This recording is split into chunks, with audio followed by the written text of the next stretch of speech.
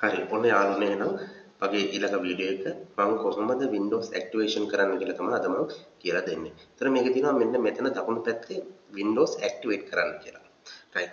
මම ඉස්සෙල්ලාම එහෙනම් යන්නම් කොහොමද මේක කරගන්නේ කියලා. ඔයා යන්න ඔයාගේ Google Chrome එකට.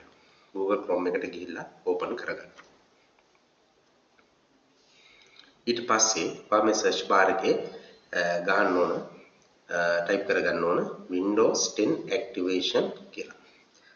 එතකොට ඔයාලට පේනවා මේ පළවෙනිට පෙන්නන එකේ Windows Activator Windows Activation Text at Master කියලා.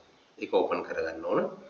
open කරගෙන මෙන්න මේ විදිහට මේක all select කරලා මේක copy කරගන්න ඕන. copy කරගෙන මෙන්න මේ text එක මම යනවා මේක minimize කරලා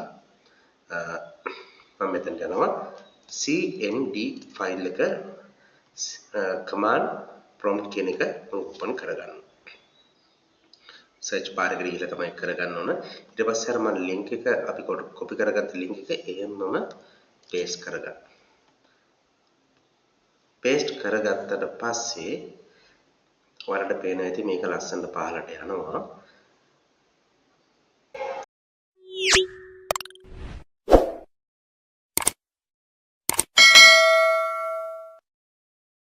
හරි ඔයාලට පේනවා දැන් මේ දකුණු අත පැත්තේ මේ Windows Activation කියන කරන්න කියලා තියෙන මෙන්න මේ කොටස නැති වෙලා කියලා. එහෙනම් ඔයාලට මේක මේ විදිහට ඉතාමත්ම ලේසියෙන් කරගන්න පුළුවන් software එකක් නැතුව කරගන්න පුළුවන් එකම ක්‍රමය තමයි මෙන්න මේ විදිහට මම කතා කරපු විදිහට කරගන්න පුළුවන්. එතකොට ඔයාලට මගේ වීඩියෝ එක හොඳ නම් යාළුවන්ටත් බලන්න, share කරන්න, subscribe කරන්න, like කරන්න කියලා මම ඔයාලගෙන් ඉල්ලනවා.